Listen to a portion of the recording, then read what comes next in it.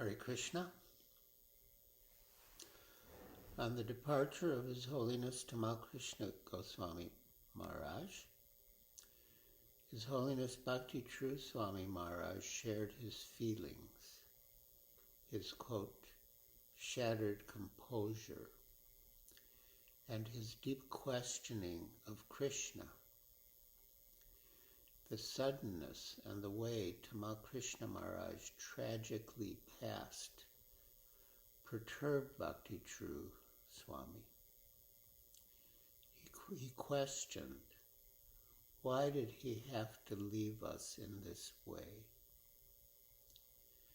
And what came to Maharaj then was a realization, a very important realization, and one that can help us today.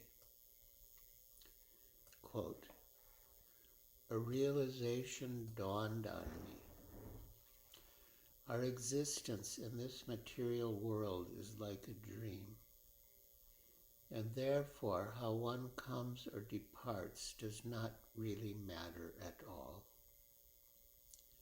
Only those who want to remain in ignorance are concerned about how one is born and how one dies. But for a devotee situated in the absolute truth, it does not really matter at all. How one leaves the body is not important. What matters is how one leads his life. For one who has lived such an intense life of devotion, always expressing his love for Krishna through dedicated service, how can Krishna ever fail him? For one who has always been seeing Krishna in the core of his heart, with eyes anointed with the mascara of love, at the final moment Krishna comes to him and he sees Krishna face to face. Will he not naturally be submerged in an ocean of bliss? Therefore, how one leaves the body is not important. What really matters is how one develops his love for Krishna. Krishna comes to his devotee at the most crucial time in his life, when he is about to leave his body. End quote. One of Sripad Bhakti True Swami Maharaj's most important qualities was his deep love for Srila Prabhupada. Very soon after Maharaj met Srila Prabhupada, Prabhupada included him in his personal staff and made him his secretary for Bengali and Hindu correspondence. Soon thereafter, Srila Prabhupada gave him first and second initiation, and then sannyas. And Maharaj personally served Srila Prabhupada through Prabhupada's last days. His Holiness Bhakti True Swami was also devoted to ISKCON. He always considered ISKCON to be a unique creation of Srila Prabhupada's and always wanted to serve ISKCON, both the devotees in ISKCON and ISKCON as an entity, a manifestation of Srila Prabhupada. He was really in the mood of service to the devotees, especially the devotees of ISKCON, and to ISKCON itself. Maharaj was a very pure-hearted, loving person. His love for Srila Prabhupada was seen in his love for the devotees and for people in general, whom he wanted to bring to Srila Prabhupada, and in how he encouraged devotees to increase their engagement, take on more responsibility, and become more loving, humble servants. The more responsibility one accepts, Maharaj once explained to a devotee in Mauritius, the bigger servant of the devotees one becomes. This reminded me of something Srila Prabhupada once said. A disciple came into Prabhupada's room in Mayapur one day and began to complain about the management. Srila Prabhupada said, "If you think you can do better, why don't you?" Somehow, the disciple came out and announced that Srila Prabhupada had made him the temple commander, and he began to boss around the other devotees. Some devotees complained to Srila Prabhupada that this devotee had said that Prabhupada had made him the temple commander and that now he was barking orders at everyone. So Srila Prabhupada called for the devotee and instructed him, "First you become the servant of everyone, then you become the temple commander." Thus Srila Prabhupada expressed the same idea, that a bigger position means becoming a bigger servant. And Bhakti Charu Swami in Parampara had that same understanding. If we listen carefully to all of Maharaj's instructions, we can understand how closely he followed the disciplic succession. Some of his statements were very close to Srila Prabhupada's words, and some took the basic principles that Srila Prabhupada gave and sweetened them with personal realization. Another of the many fine qualities exemplified by His Holiness Bhakti Charu Swami was his offenselessness. He was very careful not to commit any offense against any devotee or any living entity. And if he felt he had committed an offense, he immediately tried to mitigate the effects by approaching the person, apologizing, and asking forgiveness. Somehow or other, he tried to rectify the offense. From our point of view, we wouldn't think he had committed an offense, but within his pure heart, he may have felt that he had, and immediately he would try to approach and please the person he feared he had offended, to remove the effects of the offense. Maharaj's heart was very pure and very sensitive, full of appreciation for other devotees, and sensitive to his own faults, which again, from our point of view, weren't even faults. That's really the heart of a Vaishnava, full of love and appreciation for others, but sensitive to his own deficiencies or mistakes.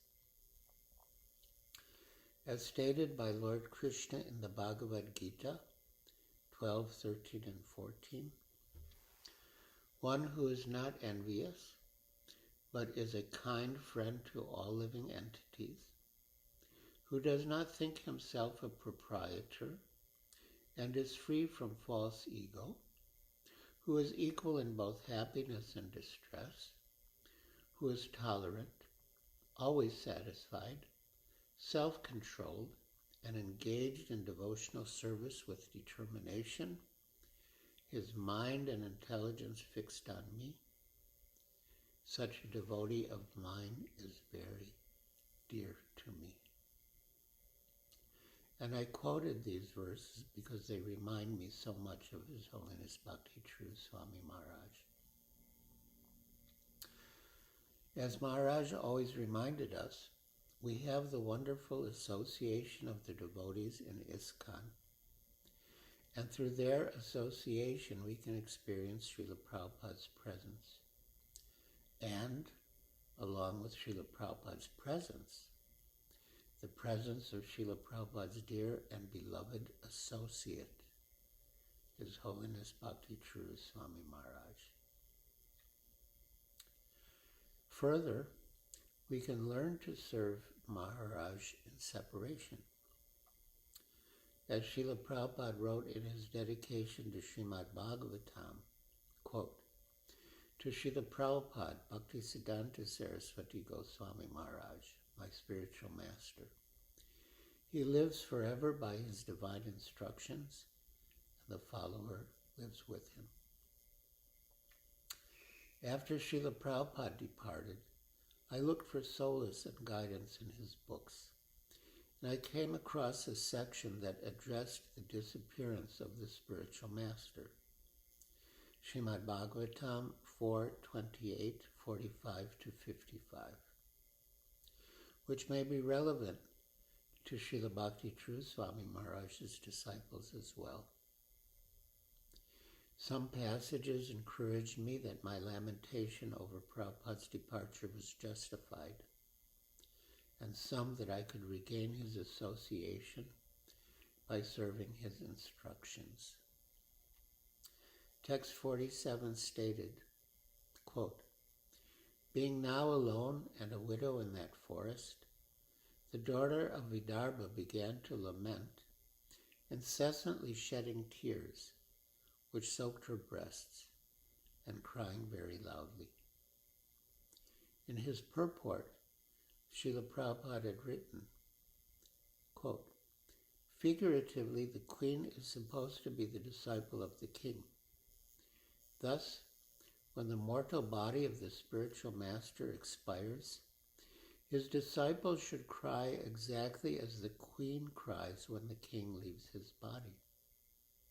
However, the disciple and spiritual master are never separated, because the spiritual master always keeps company with the disciple as long as the disciple follows strictly the instructions of the spiritual master. This is called the association of Vani, words. Physical presence is called Vapu. As long as the spiritual master is physically present, the disciple should serve the physical body of the spiritual master. And when the spiritual master is no longer physically existing, the disciple should serve the instructions of the spiritual master." End quote. The next verse discussed the chaos or disorder that I anticipated might follow Prabhupada's disappearance. The queen addressed her late husband, quote, "O best of kings, please get up, get up. Just see this world surrounded by water and infested with rogues and so-called kings. The world is very much afraid, and it is your duty to protect her." End quote. And in the purport, Prabhupada explained, quote, "Whenever an acharya comes, following the superior orders of the Supreme Personality of Godhead or his representative, he establishes the principles of religion as enunciated in Bhagavad Gita. Religion means abiding by the orders of the Supreme Personality of Godhead. Religious principles begin from the time one surrenders to the Supreme Personality of Godhead. It is the Acharya's duty to spread a bona fide religious system and induce everyone to bow down before the Supreme Lord. One executes the religious principles by rendering devotional service, specifically the 9 items like hearing, chanting, and remembering. Unfortunately, when the Acharya disappears, rogues and non-devotees take advantage and immediately begin to introduce unauthorized principles in the name of so-called swamis, yogis, philanthropists, welfare workers, and so on. The main business of human society is to think of the Supreme Personality of Godhead at all times, to become his devotees, to worship the Supreme Lord, to bow down before him. The Acharya, the authorized representative of the Supreme Lord, establishes these principles, but when he disappears, things once again become disordered. The perfect disciples of the Acharya try to relieve the situation by sincerely following the instructions of the spiritual master. I was astonished. Srila Prabhupada was telling me exactly what I needed to know. Quote, "The perfect disciples of the Acharya tried to relieve the situation by sincerely following the instructions of the spiritual master.